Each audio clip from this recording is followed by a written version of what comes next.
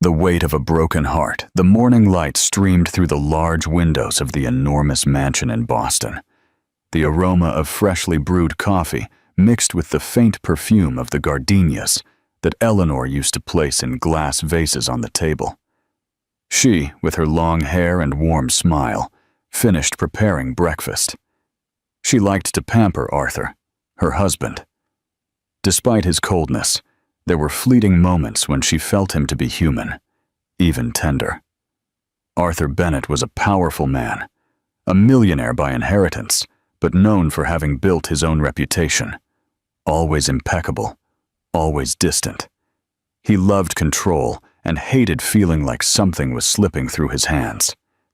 In the eyes of the world, Eleanor was a lucky woman. She lived surrounded by luxury, with a driver, a personal masseuse, and access to the most exclusive circles in the city. But the silence between them each morning weighed more than any fortune. They had been married for 7 years. 7 years of treatments, frustrated hopes, and fertility tests. At first, Arthur was understanding, even optimistic. But over time, his patience turned into impatience, and then into contempt. "Maybe this simply wasn't meant for us," he would say, without even looking her in the eyes. One night, during an elegant dinner with investors at their home, one of the wives, unknowingly, asked Eleanor if they were thinking of having children yet. Arthur clenched his jaw, avoided answering, and changed the subject abruptly. Later, in private, he exploded. "Do you know what they think of me? That I married a woman who can't give me an heir? Is that what you want them to think? That I'm an incomplete man?" Eleanor broke inside. Her diagnosis of infertility, seemingly wrong in retrospect, haunted her like a shadow. But more than the physical pain, it hurt to see Arthur become a stranger. The man who one day wrote her a handwritten letter for her birthday now signed checks to pay for her silence. Despite everything, she still loved him. Every morning she prepared his breakfast. Every night she waited for him, with a cup of tea.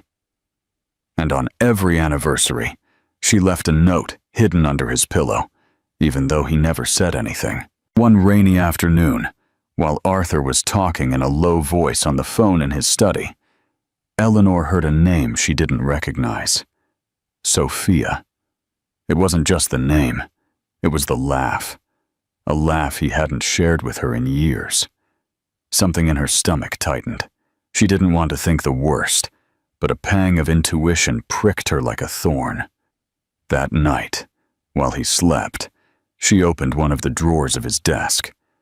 There she found a folder with legal documents, and among them, a request for the separation of assets. Signed, sealed, and dated, Eleanor's world collapsed in silence. No screams, no tears, only an almost inaudible whisper escaped her lips.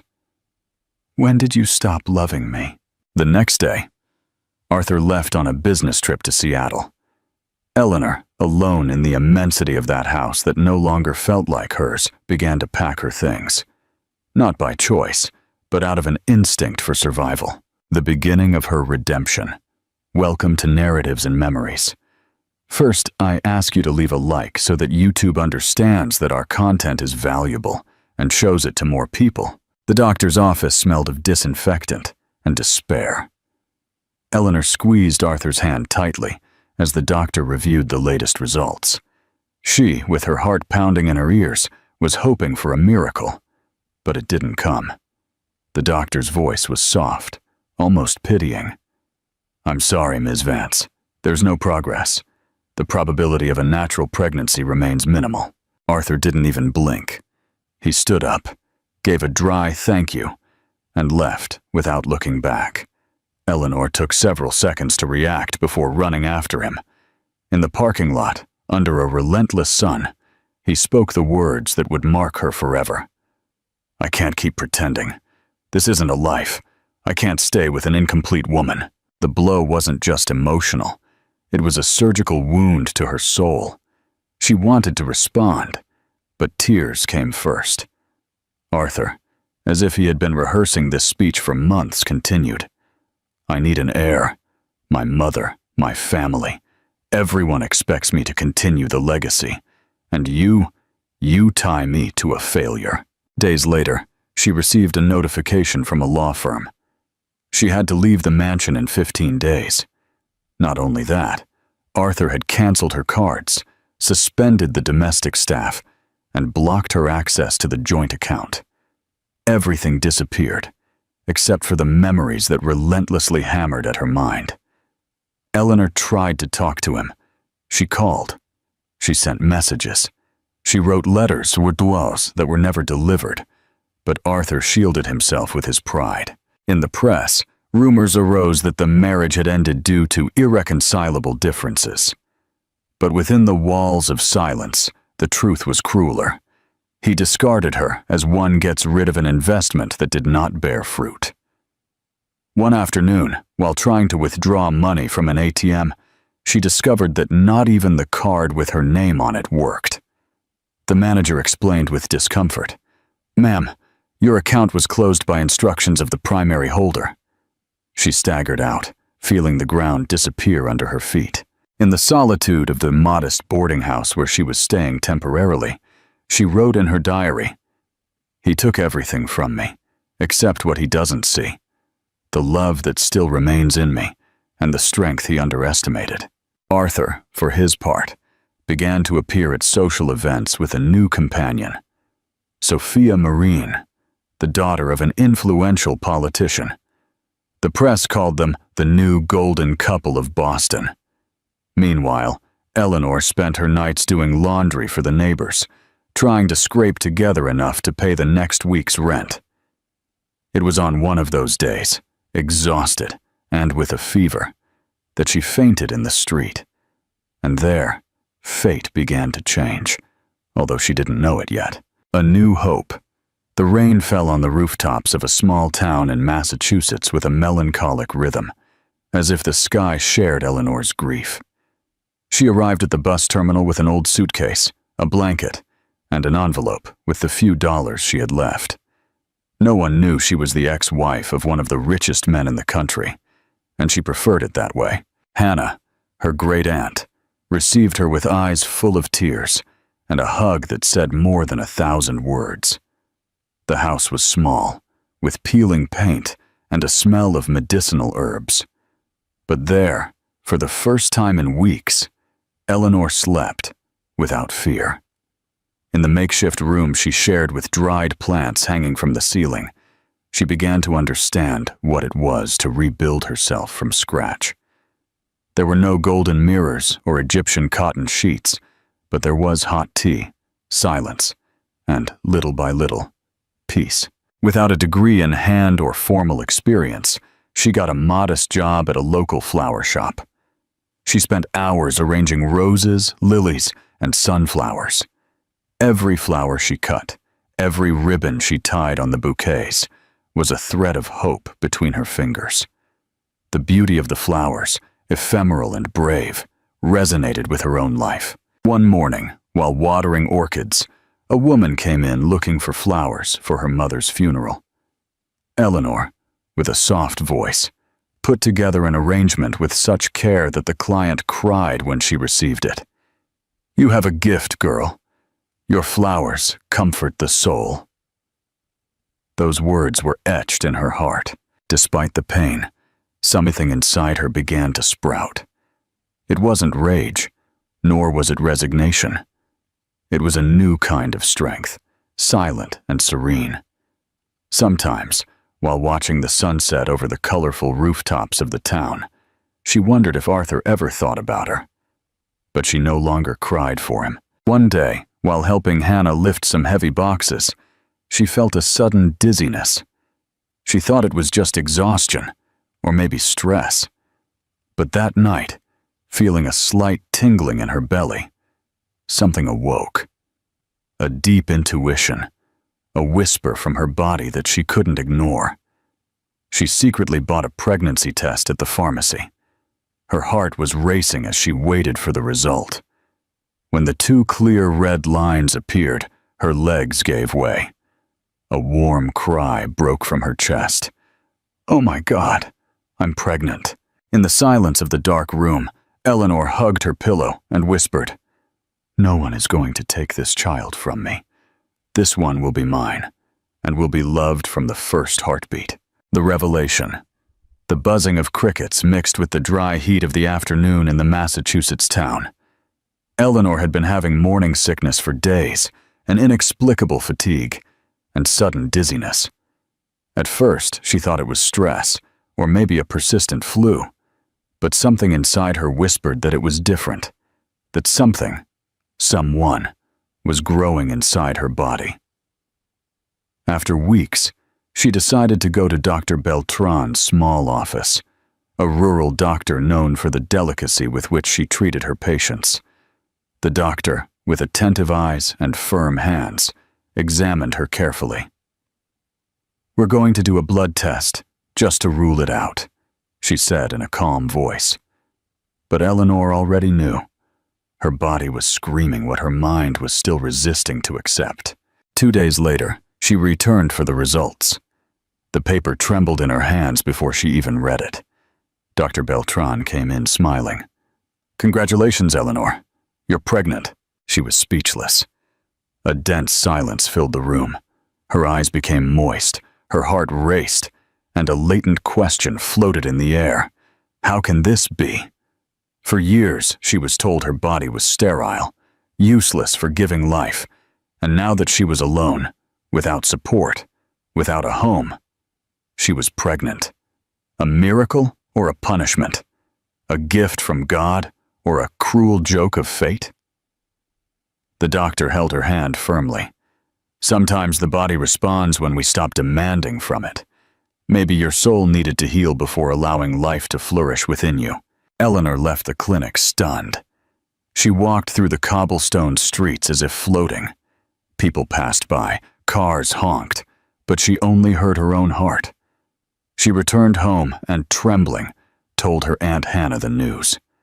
The old woman cried with joy, hugging her niece as if she were her own daughter. But that night, Eleanor couldn't sleep. The weight of the decision began to fall on her shoulders. How could she raise a child alone? What if Arthur finds out? What if he tries to take him away from her? The memories of what he was capable of doing haunted her. She knew that if that child came into the world, she would never allow him to suffer at the hands of his father. However, despite the fear, something new grew inside her. Not just the baby, but an inner fire. For the first time in a long time, she felt full, complete, capable. It didn't matter that Arthur had called her incomplete. Her body was now a home, her soul was a shield, and her heart was a sacred territory. She knelt before the image of the Virgin Mary in the corner of the room and whispered, "Thank you, but protect him. Make me strong. For him, for me, the Father and the Son." The ballroom of the Four Seasons Hotel was packed. Golden lights, expensive wine, and manufactured smiles dominated the scene. Arthur, in an impeccable dark suit, toasted with Sophia Marin, his new fiancée. The daughter of a senator, beautiful and strategic, Sophia represented everything the world expected of him. Political stability, social inheritance, a perfect image. But while she gave an elegant speech about her new philanthropic project, Arthur didn't listen to a single word. His gaze was lost in a memory. Eleanor's light laughter on a Sunday morning when he surprised her with pastries and coffee in bed. Why was that simple thing 1,000 times more real than all of this? That night, after the event, Arthur entered his new apartment alone, all silent marble like a mausoleum. He turned on the television, but the sound was just noise. He poured a glass of whiskey and stood watching an old photo tucked away among his books. Eleanor, smiling in the garden, holding a pot of lavender. He felt a pang in his chest. It wasn't remorse, it was something worse. Yearning. a kind of emptiness that echoed even when surrounded by luxury. He tried to convince himself that he had done the right thing. She couldn't give me a child. There was no future with her. But with each attempt to justify himself, the pain grew. Sophia was beautiful, yes, educated, elegant, desired, but there was a coldness in her kisses, an absence of soul in her hugs that Arthur now noticed. It wasn't her fault.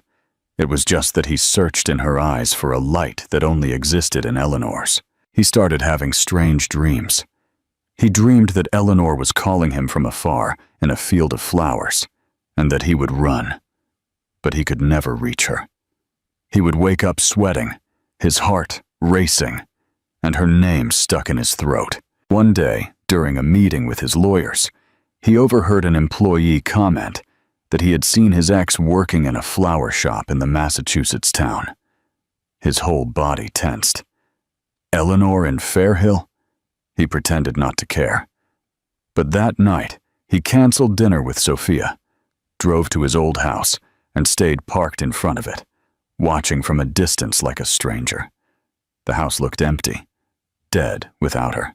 He called his mother Margaret, a haughty and demanding woman, and asked her, "Do you think I made a mistake?" The answer was as sharp as a knife. "You were wrong to take so long. That woman was never on our level." But Arthur no longer believed that.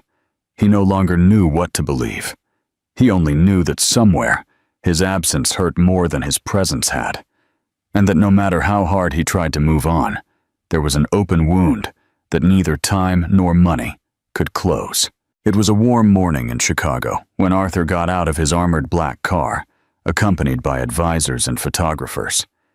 The visit to the Roots of Hope NGO was part of a campaign to soften his image in the business world. The idea was simple: photos handing out food, an inspiring speech, and then lunch with influential businessmen. A facade routine. The place was simple, but full of life. Children ran among wilting flowers and broken toys. Women prepared food in large pots. Arthur, with his rehearsed smile, walked among the volunteers. But something made his body freeze. There, at the back of the courtyard, with a floral apron, her hair in a braid, and a different glow on her face, was Eleanor. She was holding a box of vegetables and giving instructions to a little girl. What paralyzed Arthur, however, wasn't just seeing her there. It was noticing what she was carrying in her belly. A prominent, lively, round belly. Eleanor was pregnant. The world around him fell silent. The sound of voices, the click of cameras, everything disappeared. He took a step forward without thinking, but before he could say a word, she saw him. For a second, time stopped. Eleanor's eyes widened in surprise, and her expression went from astonishment to fury in a matter of seconds. She turned her face, handed the box to another volunteer, and walked toward the makeshift kitchen without directing a single word to him. Arthur felt a blow to his chest. How is this possible? Whose child is that? And why didn't she tell me? His head spun with 1,000 questions, all unanswered. He spent the rest of the visit on autopilot. He gave his speech, posed for photos, but in his mind, there was only one image. Eleanor, radiant, full, with his child. Because deep down, something inside him told him that baby was his. And with that idea came a second, even more devastating blow. He had left her just when she had finally given life to what he so desired. In the car on the way back, his advisors spoke enthusiastically about the success of the visit. Arthur, in silence, stared at his reflection in the window. He remembered the last time he saw her, crying with the divorce papers in her hands. He thought she was broken, but now it was he who seemed to be in ruins. When he got home, he went straight to the bar. He poured a double shot of whiskey and called the private detective he had secretly hired years ago. I need you to investigate Eleanor Reyes. Where does she live? Who is she with? And since when has she been pregnant?" His voice trembled, not with rage, but with something Arthur no longer knew how to name. Guilt. A father is born. The sound of whiskey hitting the glass was the only noise in the dark apartment. Arthur spent the night staring at the ceiling, Eleanor's face etched in his mind like a burning tattoo. Pregnant? After all the doctors said? It can't be mine. It can't. That's what he repeated like a mantra, but the doubt had already settled in and was growing like a slow poison. In the following days, Arthur became a ghost. He canceled meetings, avoided Sophia, and ordered his private detective to report on Eleanor's every move. He received photos daily, her serving clients at the flower shop, helping out at NGO workshops, buying fruit at the market with a hand on her belly, and always smiling. That last part tortured him. Why did she look so happy? How could she be so complete without him?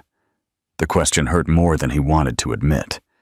For years he believed she depended on him, that without his protection she would wither. But there she was, flourishing without him, and perhaps with his child in her belly. Arthur began to drive alone to the Massachusetts town on weekends, without telling anyone. He would stay in his car, watching from afar with dark glasses and the engine off.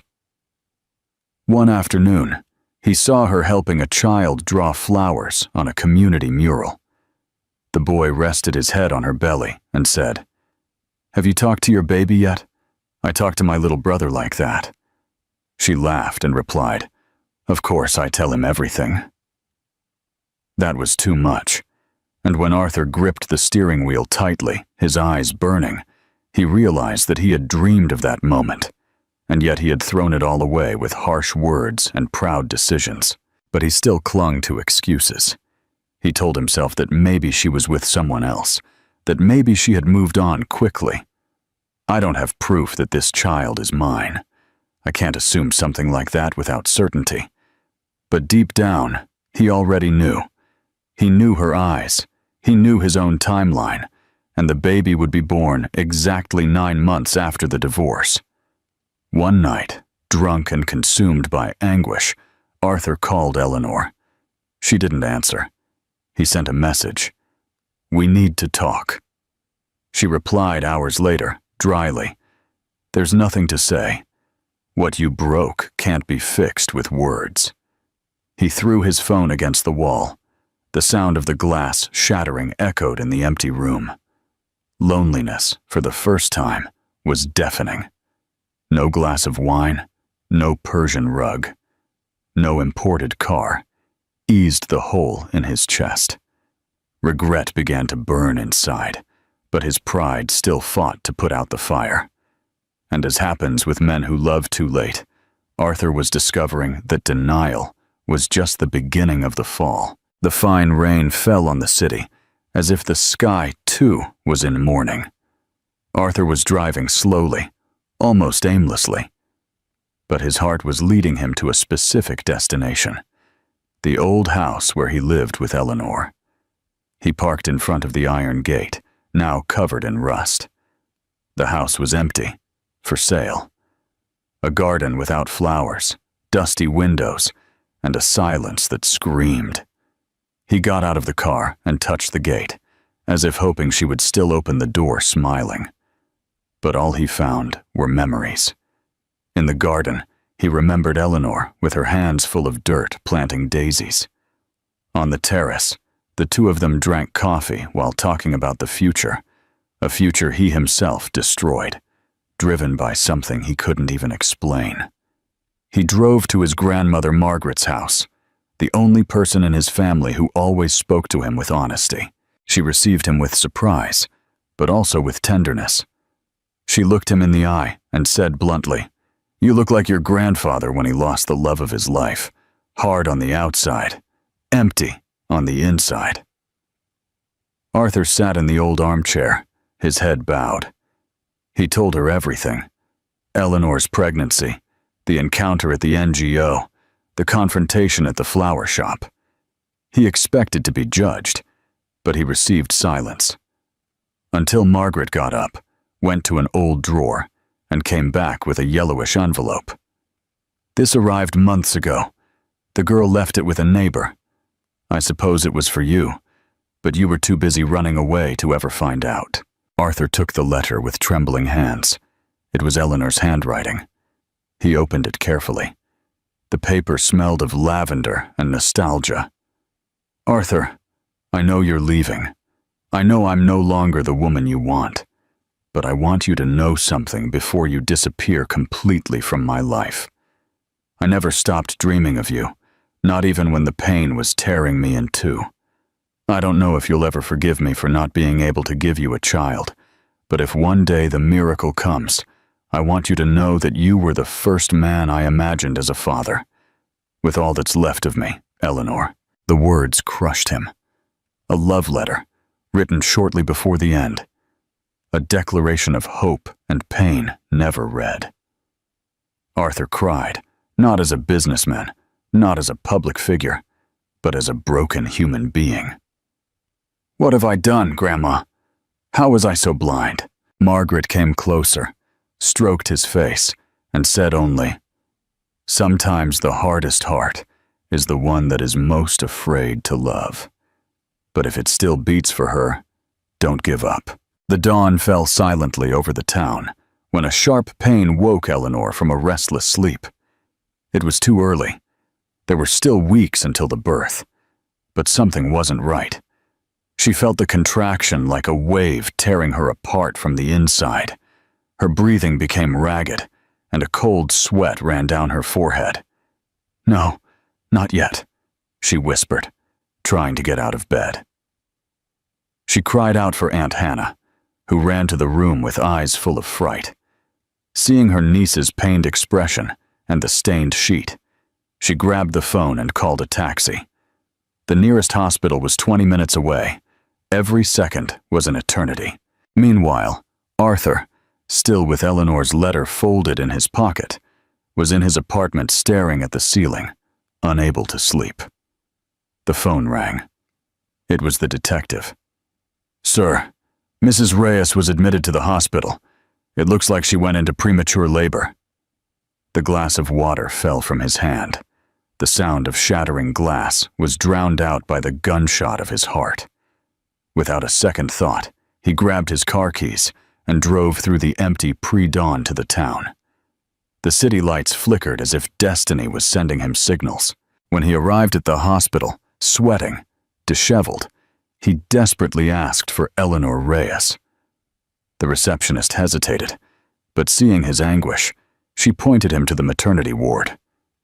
In room 208, he saw her, lying down, pale, with her eyes closed. The doctors moved around her. Aunt Hannah saw him, and for a moment wanted to throw him out.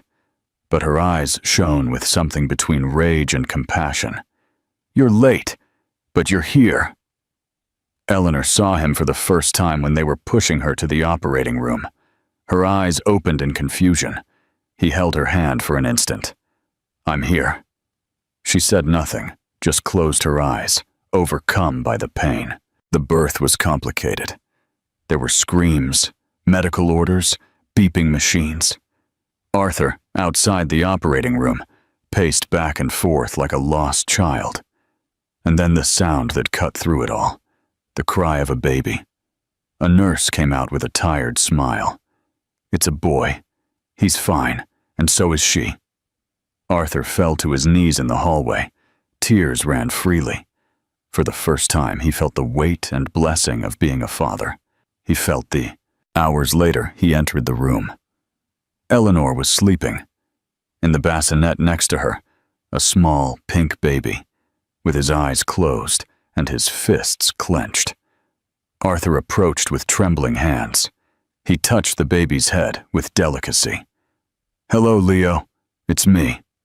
And there, in that instant, without contracts, without fortunes, without pride, a man broke, and a father was born. The road to forgiveness, The morning light filtered through the hospital room windows, painting the atmosphere with soft tones of gold. The silence was only interrupted by the peaceful breathing of Leo in the bassinet next to the bed. Arthur was sitting in an armchair with swollen eyes and a shattered soul. He hadn't slept in hours. He couldn't. Every glance at the baby was a miracle and a stab. Aunt Hannah, with a stern look, entered the room and handed him a small blanket. "Hold him. Babies recognize the heart of the one who loves them." Arthur hesitated, but finally got up and walked to the bassinet. His trembling hands touched Leo's soft skin. And then, as if the world stopped, he took him into his arms. Leo let out a small sound, almost a sigh, and snuggled up against his father's chest. Arthur cried, in silence.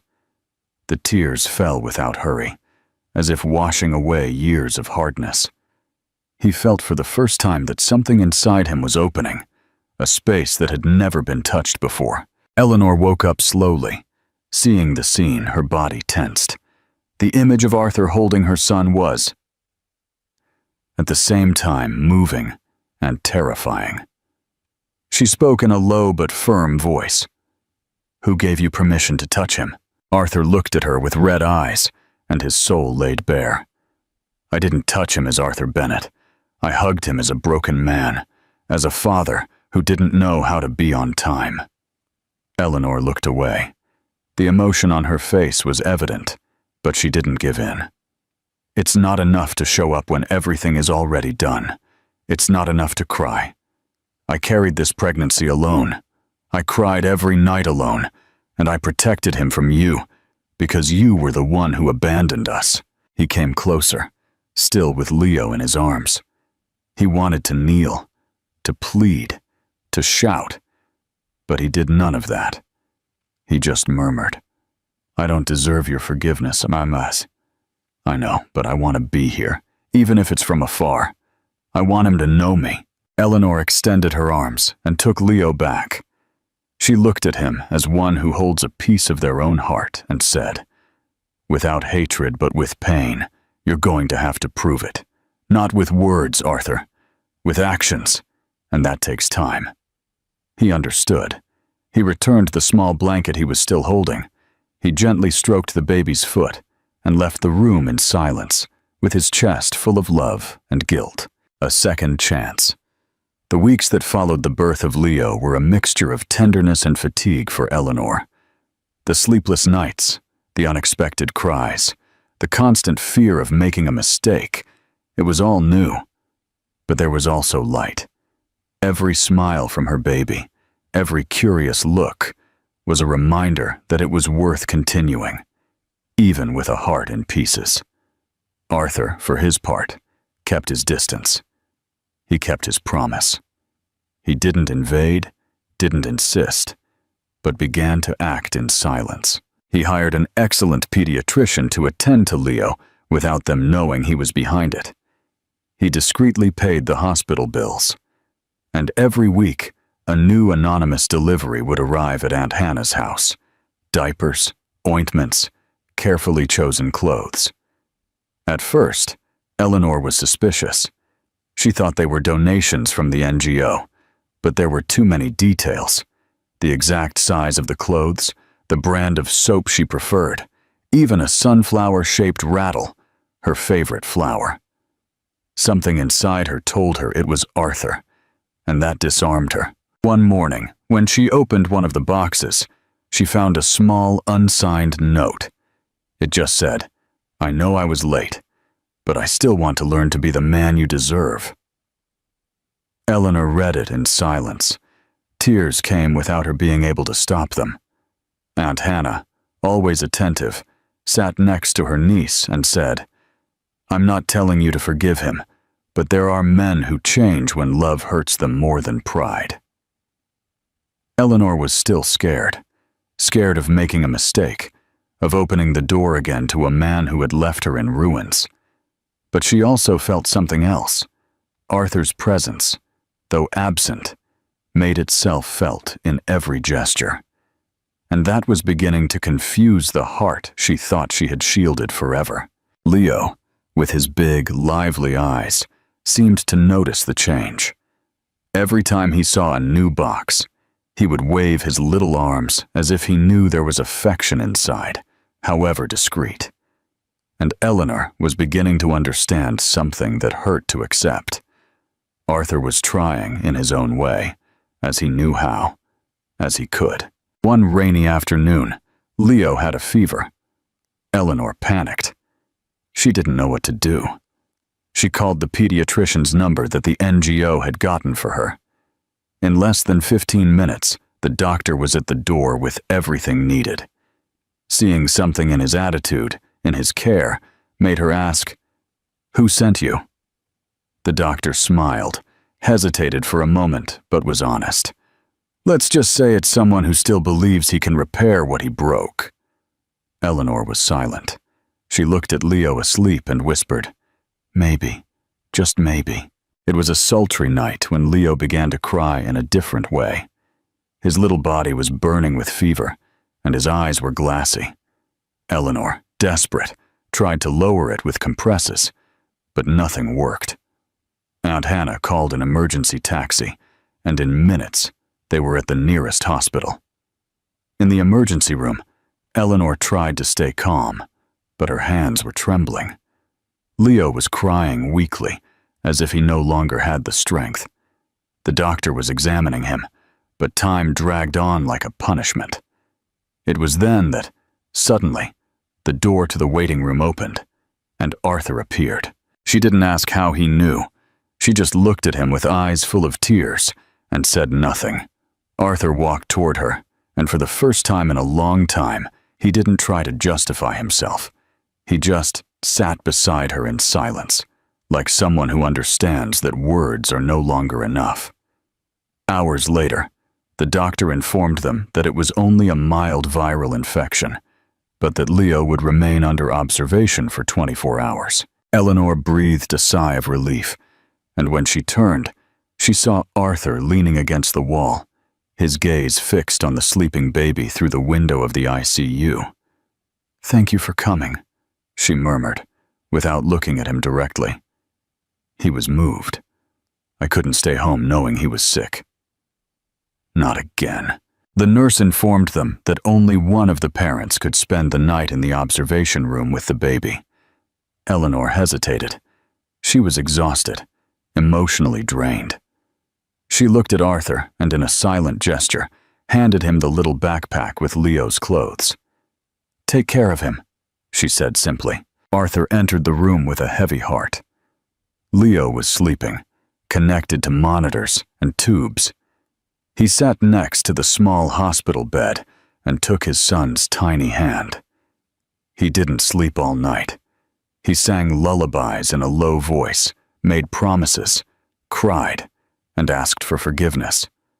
Not out loud, but with his gaze, with his touch, with his presence. Outside, Eleanor watched through the small window in the door. She saw Arthur leaning over the crib, his face tired, but full of love. For the first time, she didn't see the proud man who had broken her, but a father, a man trying to love well. And that moved her inside. The next morning, when Arthur came out of the room with Leo in his arms, she extended her arms. He handed her the baby with a soft kiss on her forehead, and before he left, he murmured, "Thank you for trusting me, even if only for one night." Eleanor didn't respond, but inside, something was beginning to change. Not all the words in the world would have done what that one silent night accomplished, showing her that perhaps he could still be part of their story. The last dance, the hospital was already quiet when Aunt Hannah took Leo home, insisting that Eleanor get some rest. But that night, sleep didn't come. Sitting on the bench in the hospital's outdoor garden, Eleanor hugged her knees, looking at the cloudy sky. The weight of the last few days left her vulnerable and confused. Arthur approached slowly, not wanting to startle her. He sat beside her, keeping a respectful distance. For several minutes, neither of them said anything. Only the sound of crickets and the rustling of trees filled the air. "I don't know where to start," he murmured, looking at the ground. Eleanor took a deep breath, not responding. He continued, "I believed that by leaving, I was doing you a favor. I thought that by leaving, I was freeing you from the failure we felt. But the truth is, I left because I was afraid. Afraid of being like my father. Of staying. Of failing you. Of repeating his abandonment." She looked at him, surprised. She had never seen him so naked, so fragile. "And so you decided to abandon me first," she replied with contained pain, as if that would hurt less. Arthur nodded, his eyes full of tears. "Yes, and you don't know how much I regret it. Since you left, there hasn't been a single day I haven't hurt from your absence. I became everything I swore I would never be, a lonely, empty man with success, but without a soul." Eleanor's tears finally fell, not just for him, but for her, for everything she went through alone, for the nights of fear, for the words that were never said. "You broke something inside me, Arthur. Something that took a lot to heal." He moved a little closer, his eyes fixed on hers. "I'm not here to ask you to love me again. I know you can't demand that. I just want you to know that I love you, in a way I never knew how before. And if you'll let me, I want to try to be someone worthy of you and Leo." The silence between them was now different, dense, filled with memories and possibilities. Eleanor wiped her eyes. Her heart was divided between the pain of the past and the echo of a love that perhaps was still alive. But it was still too soon. The wound was still open, although it was beginning to scar. "Don't promise anything, Arthur. Just show me who you can be now." And in that early morning, without kisses, without endings, just with the truth laid bare, two hearts began to find their way back to each other. Slowly, with fear, but alive. A new family. The smell of lavender and chamomile tea filled Aunt Hannah's small room. The days had become slower for the old woman, who now spent most of her time lying down, watching out the window where the bougainvillea flowers danced with the wind. Her body was beginning to give way, but her mind was still lucid, and her heart was restless. Eleanor entered with Leo in her arms. Her tired expression was mixed with tenderness as she saw her grandmother smile, though she was fragile. She placed the baby next to her, and for a few minutes, no words were said, only glances, sighs, and a silent affection between 3 generations. "Now your son has your father's eyes," murmured Hannah, stroking Leo's little hand. "And the strong soul of the Vance women." Eleanor smiled sadly, sitting next to the bed. Her eyes soon filled with tears. There was no need to explain anything. Her grandmother knew that look, the one of someone who carries an unresolved love. "I saw him cry, Grandma. He spoke to me like never before. He says he's changed, but I don't know if I can trust him again. I'm afraid of opening the door and having him break me again." Hannah squeezed her hand with a strength that was surprising for someone so fragile. "My dear, true love isn't about not being afraid. It's about feeling it and still choosing to love." Eleanor cried in silence, looking at Leo sleeping. Hannah continued, "To forgive is not to forget what happened. It is to choose not to let that pain chain you. Arthur doesn't deserve a second chance just for wanting it, but you deserve to live without carrying a grudge." She looked at her with tear-filled eyes, but also with a brilliant lucidity. "I loved once, and out of pride, I let him go. I lived many years with that thorn. I don't want you to live like that." Eleanor felt the weight and the lightness of those words. It was as if her heart, until then silent, began to whisper. There was no definitive answer, but there was a path, and maybe deep down, she knew that path involved listening to what love still had to tell her. leaving the room with Leo snuggled against her chest. She looked at the pink sky of the sunset and whispered, Maybe there's still something to save. A perfect choice. The coffee shop in the small town square was almost empty when Eleanor arrived. She had Leo in the stroller, and her eyes were full of quiet. Arthur was already waiting for her, sitting at a discreet table, with a humble and anxious expression.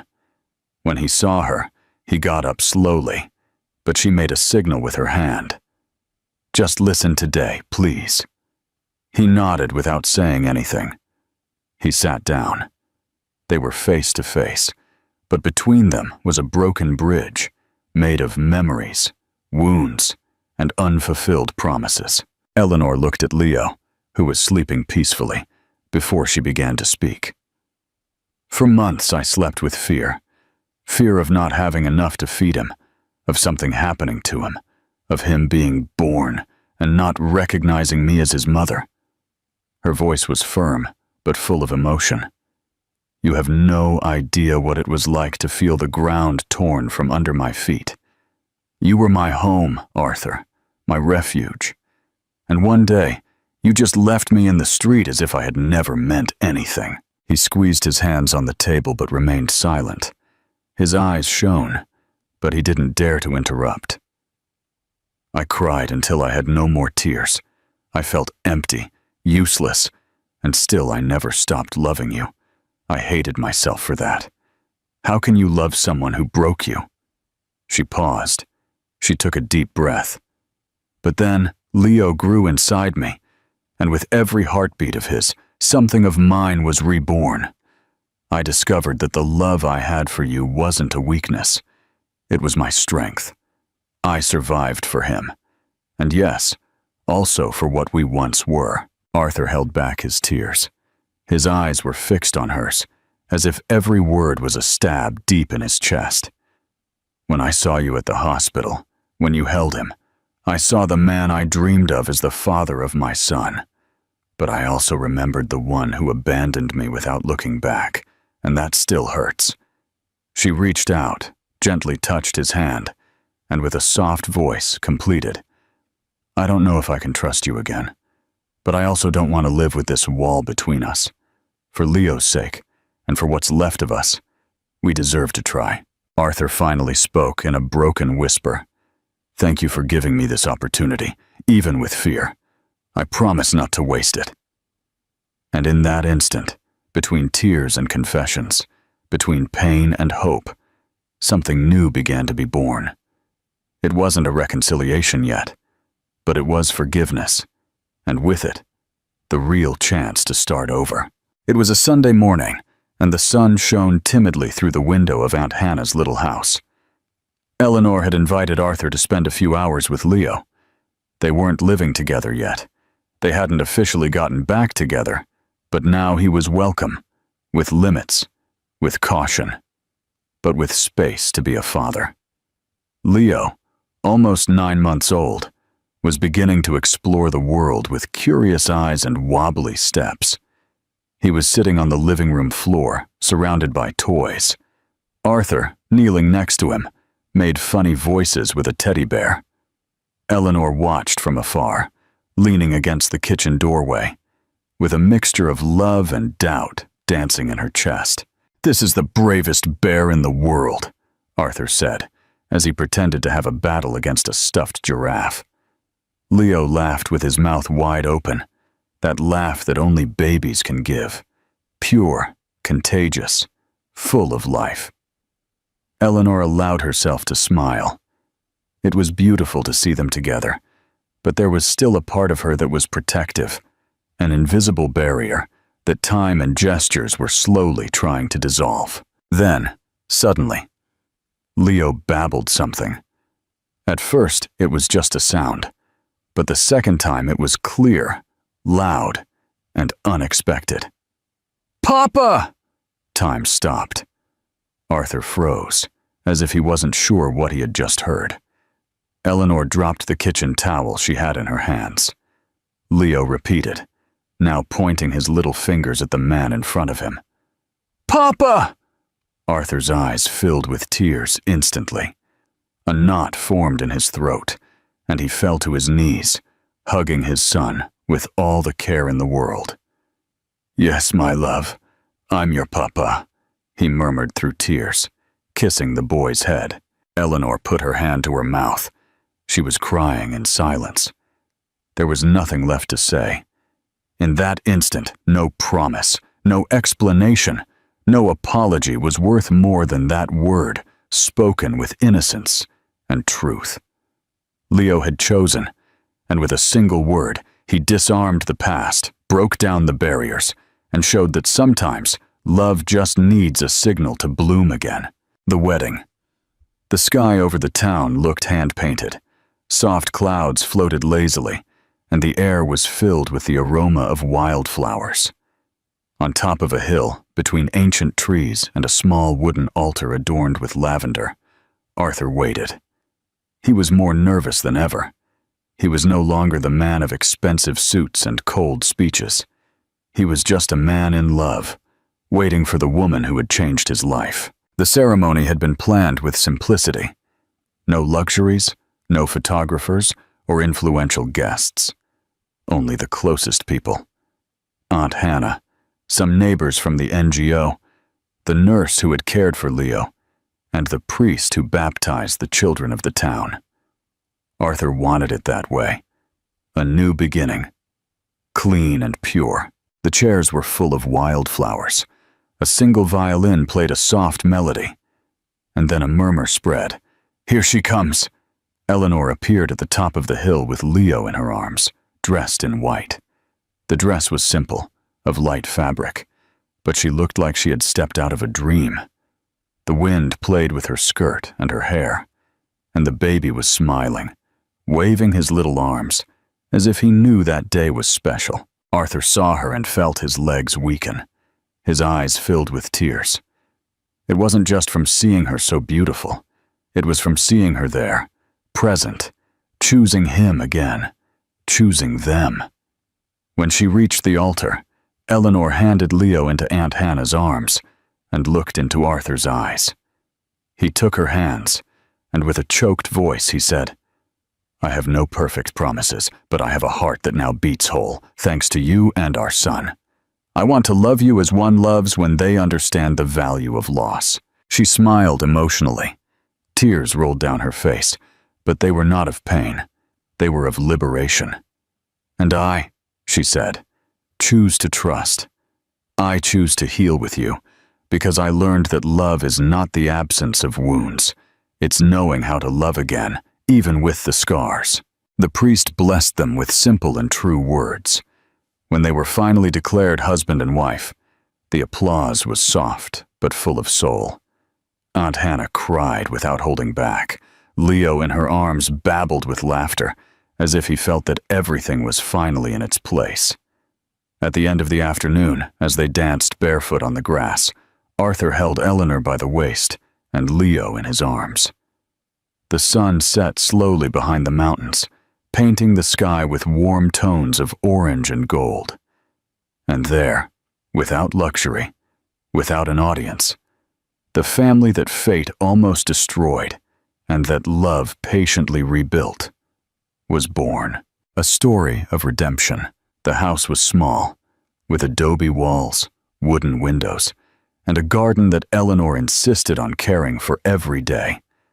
There were pots of lavender at the entrance, toys scattered on the lawn, and the constant sound of laughter, especially Leo's, who was now just over a year old, running behind a stubborn chicken that had escaped from the coop. Arthur was on the terrace, barefoot, with a cup of coffee in his hands. He watched the scene as one watches the greatest spectacle of their life. His wife, in a light dress and with dirty feet, guiding their son with patience and joy. That was all he never knew he needed. They didn't live in luxury. Money was now secondary. He had left part of his business behind, ceding control of the company to his brother. He wanted time. Time with Leo. Time with Eleanor. Time to be the man he always wanted to be, but only now knew how. Sometimes at night, Eleanor would wake up with nightmares from the past. Sometimes Arthur still blamed himself for everything he had destroyed. But in those moments, a silent hug, the warmth of the other in the narrow bed, was enough to remember that they were there, together, and that was already everything. Aunt Hannah spent weekends with them, telling old stories, teaching Leo to plant beans in little glass jars. The house was never silent. It always smelled of bread in the oven. Soft music played on the old radio, and tiny footsteps could be heard running through the living room. Arthur spent hours building wooden toys in the yard. Leo said "Papa" with pride and "Mama" with tenderness. And every time he fell and cried, it was both of them who ran to pick him up. There were no perfect roles. There was love, shared, present. One afternoon, the three of them sat on the swing made of ropes and a board in the garden. Eleanor rested her head on Arthur's shoulder, and Leo slept in her lap. The sun was setting slowly, coloring the sky with warm tones, as if the whole world sighed in peace. "Do you think this will last?" Eleanor murmured. "I don't know for how long," Arthur replied, kissing her forehead. "But I know that every day we're going to choose it. Because love didn't heal everything. The scars are still there, like marks from a war overcome. But love transformed everything. And in that modest house, with laughter in the garden and a creaking swing, there was finally a home." I invite you to leave your opinion about this incredible story in the comments. If you liked it, share it. And subscribe to the channel to support our work. Another story is appearing on your screen that will probably also move you. Don't miss it.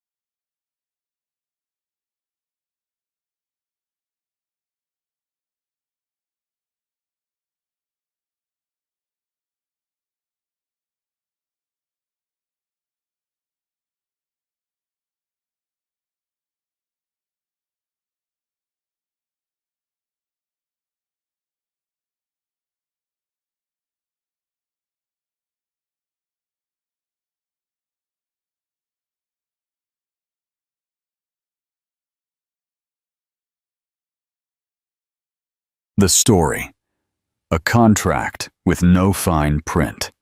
The pounding on the front door echoed throughout the mansion.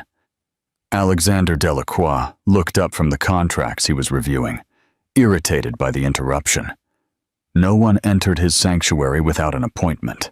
"Mr. Delacroix," his housekeeper's trembling voice filtered through the intercom. "There is a young lady who insists on seeing you. She says it's urgent." "I don't receive anyone without an appointment, Marta. You know that." "Sir, she has a baby and she says it's yours." The solid gold pen slipped between his fingers. Alexander jumped up, his 6'1" frame commanding the room, decorated with the most expensive minimalism money could buy. "What nonsense is this?" he snapped as he strode out of his office. He crossed the marble foyer with forceful steps. Frustration mounted in his clenched jaw. He had built his hotel empire from the ground up, controlling every detail of his life. There was no room for surprises, much less for scandals. He opened the door and found her standing there. A young woman with rebellious black hair pulled back carelessly, sun-kissed skin, and eyes that challenged him without blinking.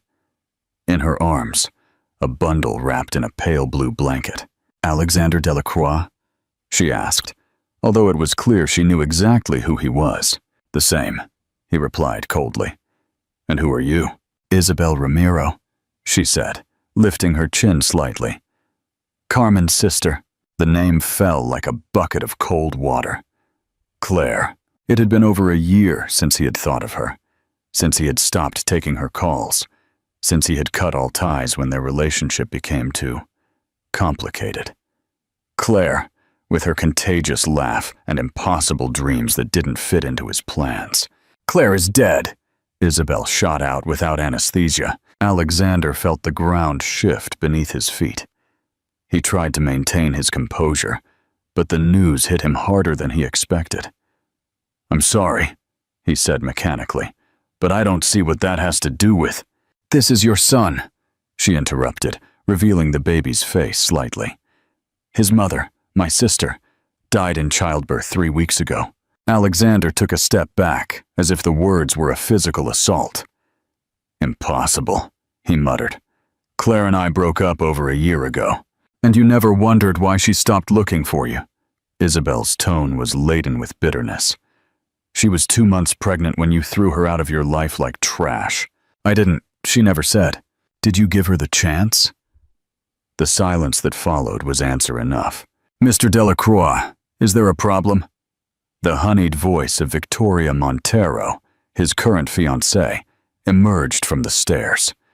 Perfectly dressed in a cream designer suit, her blonde hair styled in casually studied waves, her heels clicking on the marble as she descended with feline grace.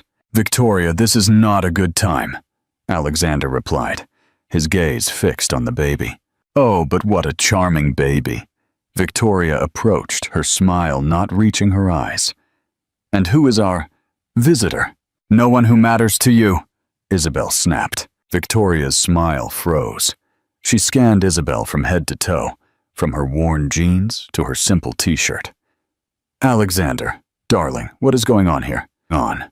Alexander ran a hand through his hair, a gesture he only allowed himself when he lost control of a situation.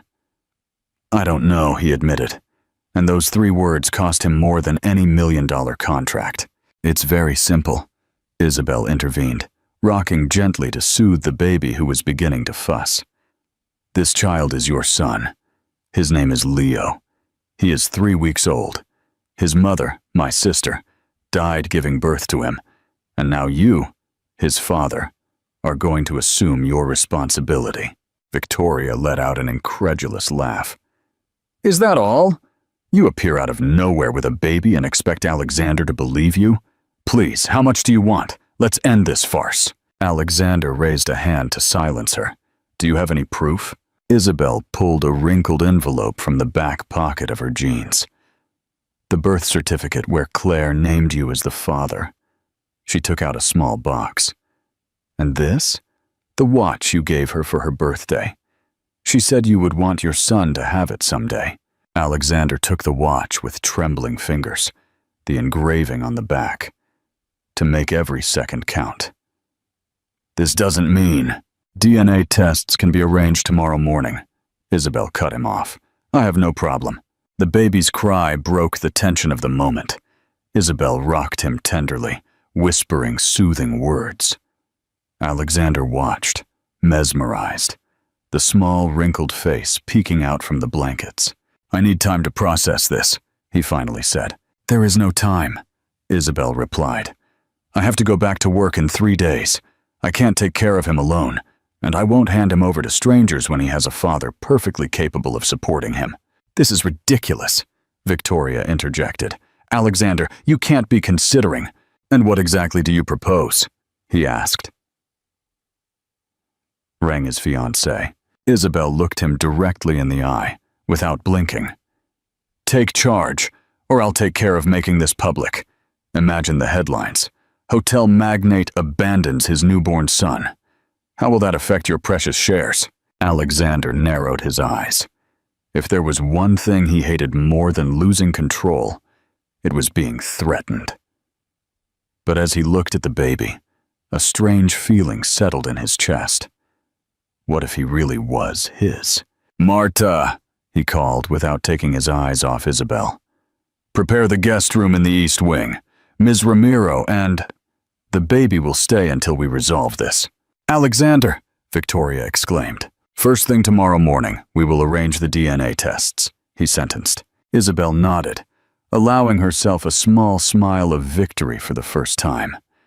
She knew that deep down, he wouldn't be able to turn his back on his own blood. Don't confuse prudence with acceptance, he replied coldly. I haven't decided anything yet. As Marta guided Isabel further into the mansion, Alexander stood motionless, watching as his perfectly planned life began to crumble with every step they took. The contract of convenience. The white envelope rested on the mahogany table like a bomb about to explode. Alexander stared at it as he swirled his glass of whiskey between his fingers. Positive, he murmured, finally opening the result. 99.9% compatibility. His world, built with the precision of a Swiss watchmaker, had just shifted its axis. He was a father. The word resonated strangely in his mind, like a language he had never studied. Leo's cry cut through the mansion's hallways. 3 days, and he already recognized that sound among 1,000. He automatically rose before stopping halfway. What the hell was he doing? That's what staff was for. What are you going to do now? Isabel's voice surprised him from the doorway. You can't pretend we're a passing nightmare anymore. She held the child against her chest. Her loose hair framed her determined features, so similar to Claire's, but with something different, more challenging. We'll hire a nanny, he replied dryly, and find a suitable apartment for both of you. Excuse me? Are you kicking us out? I'm offering you independence, he corrected. With generous upkeep, of course. Isabel advanced until she was inches from his face. The scent of jasmine invaded his senses, momentarily unsettling him. Listen to me, rich boy. I don't want your money or your handouts. What I want is for this child to have a present father, not an ATM. I don't know how to be a father, he confessed, the words escaping before he could filter them. No one is born knowing. Her tone softened slightly. But some at least try. Alexander looked at the sleeping baby. So small, so vulnerable. His son. The idea was slowly beginning to materialize. I propose something, Isabel said. 3 months. Stay with us for 3 months. Learn to change diapers, to prepare bottles, to be a father. Then you decide. Why do you care so much? You could take the money and disappear. Because I promised Claire that her son would have everything we didn't, including a father. A charged silence floated between them. 5 days, he offered. After that, Wajiad will establish clear conditions in writing. Does everything have to be a contract with you? That's how successful relationships work. Isabel rolled her eyes. Well, this one, she pointed to the baby, is a contract you signed without reading the fine print, friend. The front door burst open. Victoria entered like a hurricane of expensive perfume and glittering jewels. "Darling, the wedding decorator is here. He needs us to review the—" She stopped at the sight of Isabel. "Oh, you're still here, and here I'll stay," Isabel replied with a challenging smile. Victoria approached Alexander, intertwining her arm with his in a possessive gesture. "The results?" Alexander nodded slightly. "He's mine. Well, these setbacks happen." Victoria spoke as if discussing a minor inconvenience. "We can find a discreet arrangement. I know excellent boarding schools in Switzerland." "Boarding schools?" Isabel interrupted. "For a newborn? What planet do you live on?" "One where appearances matter, darling," Victoria countered. "Alexander is about to close the merger with Montreal Hotels. A family scandal is not convenient." Alexander contemplated the two women, polar opposites in every imaginable sense. His perfectly planned life, colliding with this new, messy reality. "Isabel will stay temporarily," he declared. "We need to establish a proper transition for the child." The look Victoria shot him would have frozen hell. "Perfect," she said with poisonous sweetness. "I'll make sure Marta assigns them separate rooms." After Victoria's dramatic exit, Isabel let out a giggle. "Your fiancée is a gem.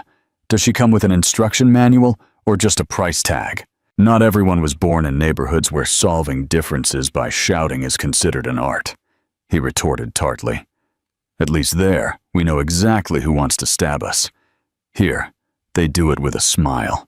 The unplanned chemistry. The following days unfolded in controlled chaos. Alexander discovered to his horror that his millimeter-precise schedule could not withstand the unpredictable rhythm of a newborn. "Hold him like this," Isabel instructed, placing Leo in his rigid arms. "He's not a porcelain vase you're going to break." "I have a video conference in 10 minutes, he protested, though his eyes never left the small face. "And he's hungry now. Who do you think wins?" By the fourth day, Alexander had canceled 3 meetings, appeared with milk stains in an international video conference, and slept less than during any hostile negotiation. "This is unsustainable," he growled, preparing a bottle at 3 in the morning. Isabel watched him from the doorway, a smile playing on her lips. "You've almost mastered it. You just need to do it without that face like you're defusing a bomb." Something in his chest loosened when he managed to get Leo to take the bottle without crying. "We need clear rules," he said without looking up. "An agreement that benefits everyone." Isabel moved closer, accidentally brushing his arm as she bent toward the baby. "Do you always reduce everything to numbers and clauses?" "It's what I know how to do." "Well, you're going to have to learn new tricks," she whispered. "Hearts don't operate on contracts." On the 5th day, the document was ready. Alexander spread it on his desk, as Isabel read every line carefully. "Joint custody?" she asked, surprised. "I thought you'd want to keep your distance." "He's my son," he replied simply. Isabel continued reading until her expression changed drastically. "What is this?" She pointed to the last page. "Why is Victoria listed as an alternative legal guardian?" Alexander frowned. "I didn't put that in." He grabbed the document, examining it closely. "This wasn't in my draft." A chill ran down his spine. Someone had modified the contract without his knowledge. His eyes met Isabel's, sharing a common concern for the first time. "It seems your fiancée has plans of her own for our son," she said, the threat implicit in her words. 2 weeks later, the Delacroix mansion was unrecognizable. Multicolored toys dotted the impeccable minimalism. Sterilized bottles occupied the designer kitchen. And Alexander, the feared hotel magnate, wandered the halls with dark circles under his eyes and an involuntary smile whenever Leo grabbed his finger. "You're telling me you canceled the meeting with Japanese investors to attend the child's medical checkup?" Robert, his partner and best friend, had a look of utter disbelief. "Who are you, and what did you do with Alexander Delacroix?" Alexander adjusted his tie, trying to regain some of his professional dignity. "It's an important checkup. The pediatrician needs to verify his development. And for that, there are people who hire nannies, Robert replied, observing him curiously. Not magnates who sacrifice millions for changing diapers. No one is changing anything, Alexander lied. Just supervising. A feminine laugh interrupted his false composure. Isabel appeared in the doorway, radiant in a simple dress that highlighted curves Alexander had begun to notice more than was acceptable. Supervising, she repeated playfully. Is that what you call chasing me with wet wipes while shouting, "Don't wipe him like that," as if the world were ending? Robert almost spat out his coffee. I have to meet this woman. He extended his hand. Robert Mendoza, partner of the control freak in front of you.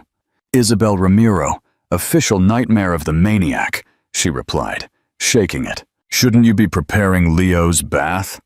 Alexander interrupted, suddenly uncomfortable with the instant camaraderie. It's ready, boss, she winked. But I thought you'd want to do it yourself, since you're such a supervisor. The challenging gleam in her eyes triggered something primal in him. In fact, yes. He took the baby from her arms in a fluid motion, surprising her. Robert, we'll reschedule for tomorrow. His partner watched the exchange with a fascinated expression.